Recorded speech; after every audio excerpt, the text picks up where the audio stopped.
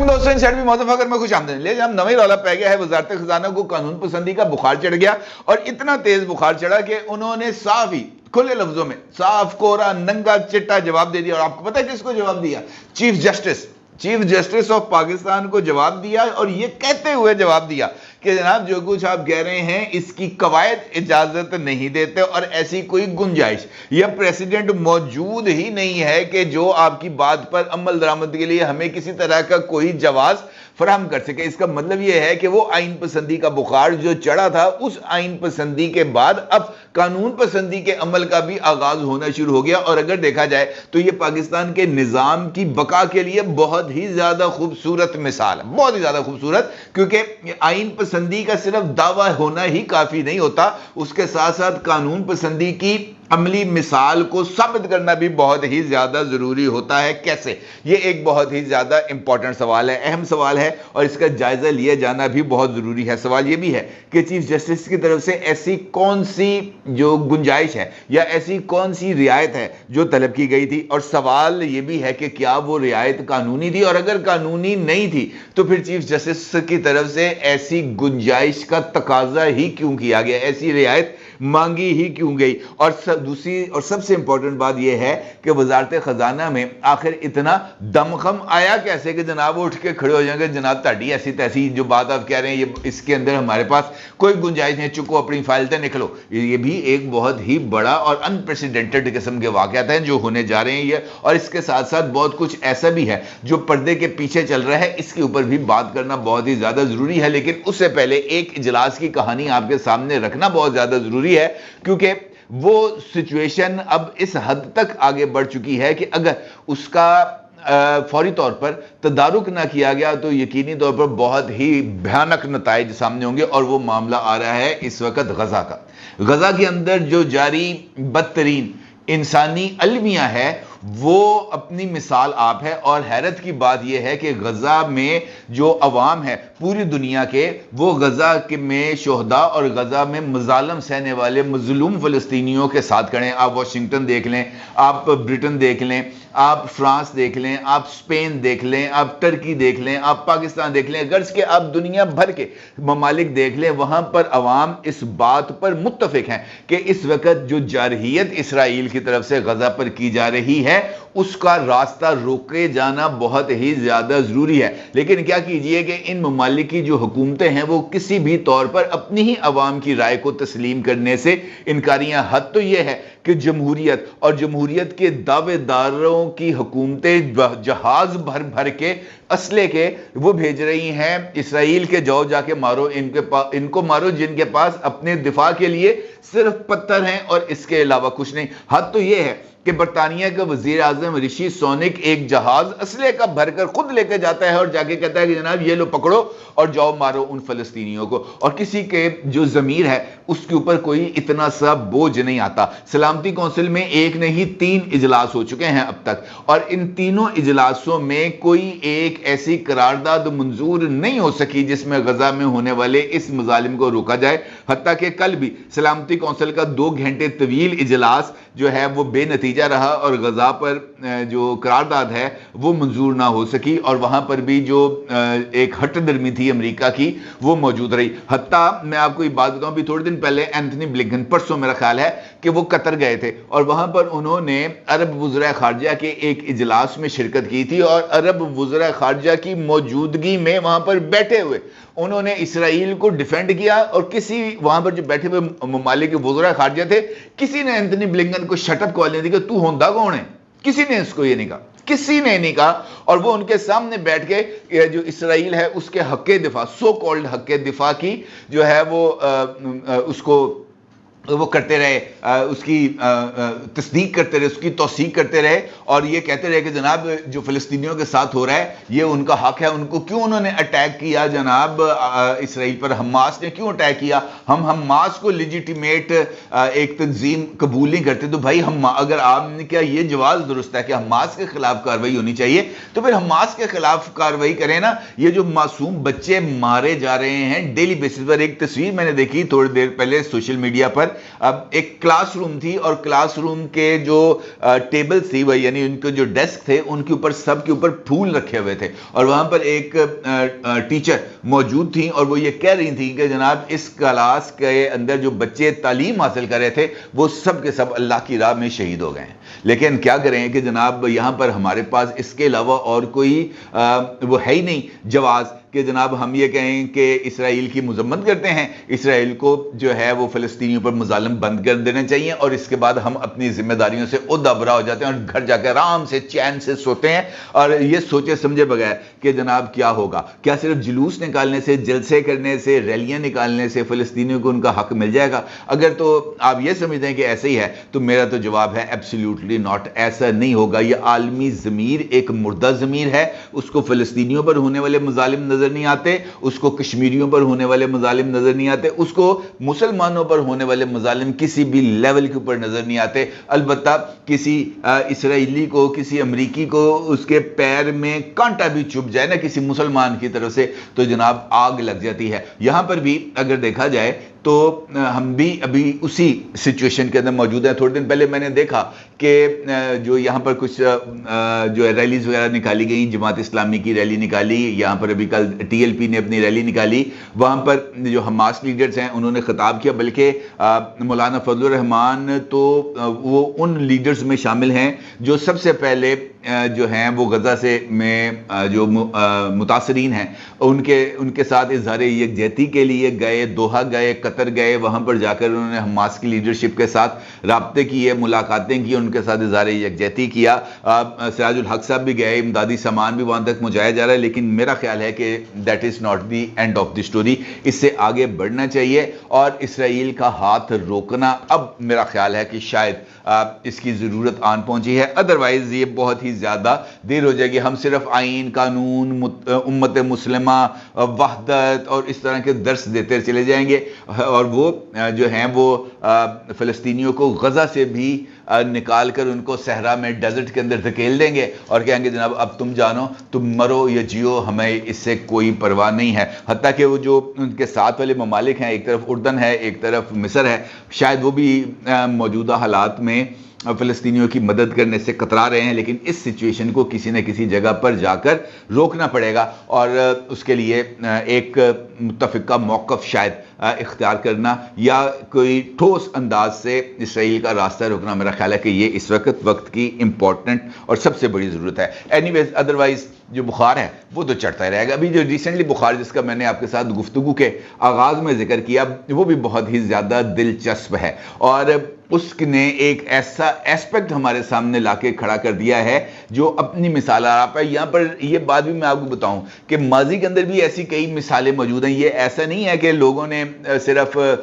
اس طرح کی رعایتیں طلب کی. ماضی کے اندر صرف ایک چیف جسٹس آف پاکستان نے بی ایم ڈبلیو گاڑی لینے کے لیے کہ جناب میرے پاس جو ہے نا بی ایم ڈبلیو گاڑی ہونی چاہیے، میں نے سرکاری بی ایم ڈبلیو سے اپنے چیف جسٹس ہاؤس سے سپریم کورٹ تک آنا ہے، اس کے لیے مجھے بی ایم ڈبلیو گاڑی چاہیے. اور اس بی ایم ڈبلیو گاڑی کے لیے اس چیف جسٹس نے اس وقت کی حکومت کے ناک میں دم کر کے رکھ دیا. ہر ایک جو ہے نا ٹرانسفر پوسٹنگ کے اوپر 100 موٹر لے لیتے تھے اس وقت تک جب تک ان کو بی ایم ڈبلیو گاڑی نہیں ملی. اور پھر بی ایم ڈبلیو گاڑی لینے کے بعد بھی ان کا غصہ ٹھنڈا نہیں ہوا اور انہوں نے اس حکومت کے وزیر اعظم یعنی یوسف رضا گیلانی صاحب کو گھر بھیج دیا تھا. کہنے کا مطلب یہ ہے کہ یہ والی جو درخواست ہے یہ انور ظہیر جمالی صاحب کی طرف سے آئی ہے اور سابق چیف جسٹس آف پاکستان رہ چکے ہیں اور ان کی جو شہرت رہی ہے ماضی میں وہ بہت ہی اپ رائٹ قسم کے نا جج کی رہی ہے. لیکن یہ جو درخواست ان کی طرف سے آئی ہے یہ بہت ہی زیادہ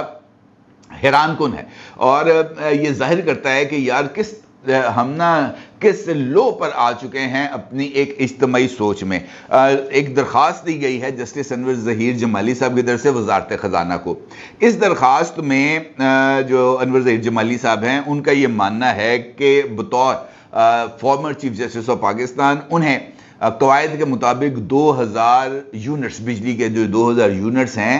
وہ ان کو استعمال کرنے کی چھوٹ ہے، آزادی ہے اور یہ 2000 یونٹس تک کا جو بل ہے بجلی کا وہ ان پر لاگو نہیں ہوتا، وہ یونٹ ان کو فری آف کاسٹ ملتے ہیں. ٹھیک ہے جی. انہوں کا یہ ماننا ہے کہ جناب میں نے اپنے گھر پہ لگوا لیا ہے سولر اب میرے گھر میں جو بجلی آتی ہے وہ سولر کے پینلز کی وجہ سے آتی ہے، شمسی توانائی ہے، کلین انرجی میں استعمال کرتا ہوں، لیکن یہ جو 2000 یونٹس کے لیے جو میری پروویژنز ہیں وہ ابھی تک چونکہ سٹینڈ کرتی ہیں، میں وہ بجلی کا بل جو ہے وہ میں ادا ہی نہیں کر رہا، لیکن اس بجلی کے بل کی جو 2000 یونٹس ہیں اس کے جو اماؤنٹ بنتی ہے وہ مجھے پے کیا جائے، کیونکہ میں اپنا سولر لوا لیا پائیں، سورج میرا، روشنی میری، اور آپ سے میں نے پیسے لینے ہیں۔ یہ درخواست انہوں نے دے دی اور درخواست پہنچ گئی جناب وزارت خزانہ۔ وزارت خزانہ کے ریگولیشن ونگ کی جانب سے اسسٹنٹ رجسٹرار، اچھا وہ جو درخواست دی جو ہے انور ظہیر جمالی صاحب نے، وہ رجسٹرار آفس نے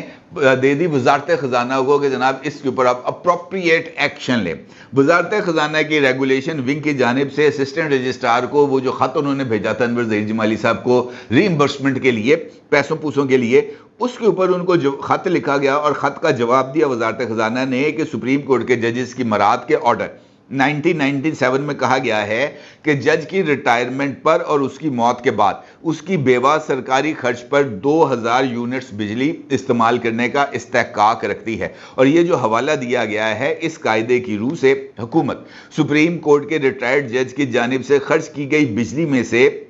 جو زیادہ سے زیادہ 2000 یونٹس تک کے استعمال کے اخراجات اٹھا سکتی ہے، لیکن اگر یونٹ 2000 سے اوپر چلے جائیں تب وہ جو ہے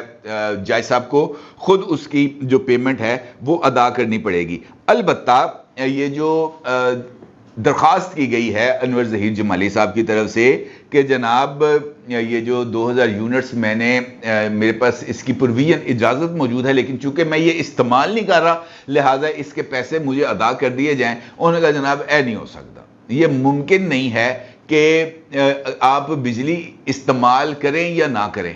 اس کا ہمارے ساتھ کوئی لینا دینا نہیں ہے، اور نہ ہی غیر استعمال شدہ بجلی کے اوپر ہم آپ کو کسی طرح کی ری ایمبرسمنٹ کرنے کے لیے تیار ہیں، کیونکہ آپ کا بجلی کا بل سرکار کے خزانے سے ادا ہوتا ہے، اور اب چونکہ آپ کے سرکار کے خزانے سے بجلی کا بل آ رہا ہے زیرو، تو وہ زیرو ہی ایڈجسٹ ہوگا، آپ کو کسی طرح کا کوئی 1 روپیہ نہیں مل سکتا۔ قواعد اس رقم کی اجازت کی کسی بھی صورت اجازت نہیں دے سکتے۔ اب چونکہ آپ نے سولر پینل لگوا لیا ہے تو یہ آپ کی اپنی مرضی ہے، ساڈا ایز نال کوئی لینا دینا نہیں، اور یہ جواب دینے کے بعد اس فائل کو واپس بھیجیے گا۔ یہ دیکھنے کی حد تک اگر میں آپ سے کہوں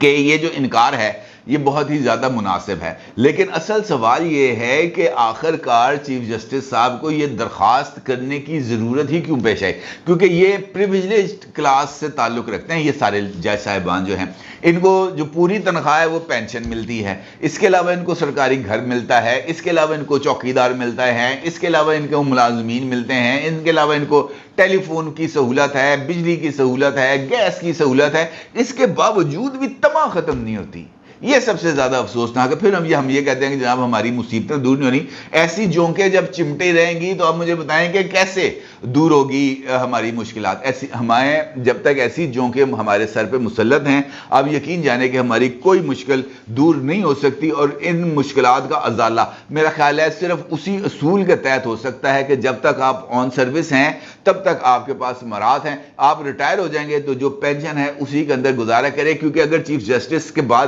ایک پی این ہے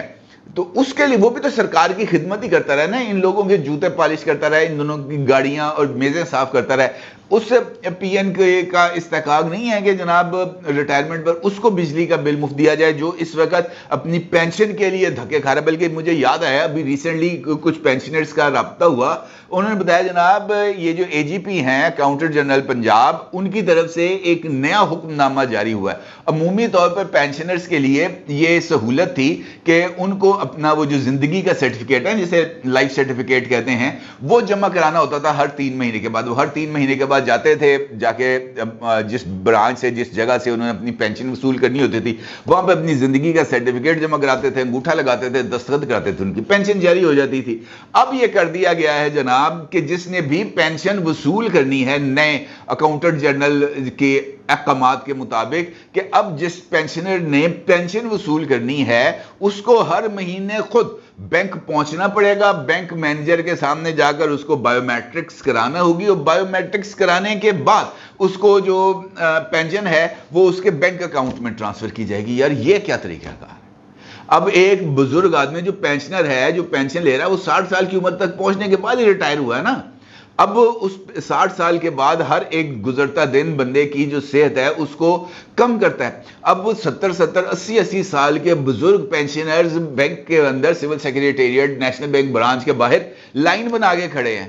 اور آگے سے موسم نے اور زیادہ سرد ہونا ہے، شدت میں اضافہ ہونا ہے. کسی کو خیال نہیں ہے، صرف یہ کہ جناب کسی بینکر نے کوئی ایسی حرکت کر دی ہے، یا کسی پینشنر کی فیملی نے کوئی ایسی حرکت کر دی ہے کہ جناب وفات کے بعد بھی 2 مہینے پینشن لے لی. تو بھائی اس کو آپ نے روکنا ہے نا. لیکن یہ کیا طریقہ کار ہے کہ آپ نے بایو میٹرکس کرانی ہے، آپ کو ہر مہینے بایو میٹرکس کرانی ہے، تو اس کے لیے کیا یہ ضروری ہے کہ بندہ واپس وہاں پہ جائے گا؟ نادرا کے مختلف ہر ایک جگہ کے اوپر بایو میٹرکس کی سہولت موجود ہے. آپ ان سے کہیں گے جناب آپ نے وہاں پر جا کے بایو میٹرکس کرانی ہے، اس کی سلپ کی فوٹو جو ہے وہ آپ نے فلاں ایک ویب سائٹ ہے وہاں پہ اپلوڈ کر دیں ہر مہینے کی 10 تاریخ کو، 20 تاریخ کو، 22 تاریخ کو، تاکہ آپ کی پینشن جو ہے وہ پروسیس ہو جائے. لیکن نہیں جناب، یہاں پر سکھا شاہی ہے. یہ انور ظہیر جمالی جیسا کریکٹر ہر جگہ پر موجود ہیں جو اپنی مرضی چلاتے ہیں، اپنا دماغ چلاتے ہیں، قطع نظر سوچے سمجھے بغیر. کہ یہ جو بزرگ ہیں ہمیں ان کی قدر کرنی چاہیے، ان کی مشکلات کا ازالہ کرنا چاہیے، نہ کہ ان کی مشکلات میں اضافہ کرنا چاہیے. درخواست ہے میری اکاؤنٹنٹ جنرل پنجاب سے، care taker chief minister Punjab سے، یہ جو ہیں فائنانس منسٹر پنجاب سے، کہ خدا کا واسطہ ہے کہ ان غریب پینشنرز کی مدد کے لیے کچھ جو ہے نا طریقہ کار اس کے اندر کچھ ترمیم کریں اور ان لوگوں کو کچھ سہولتیں دیں. اپنی رائے کا ضرور اظہار کیجیے گا. آپ کو بہت شکریہ. اللہ حافظ.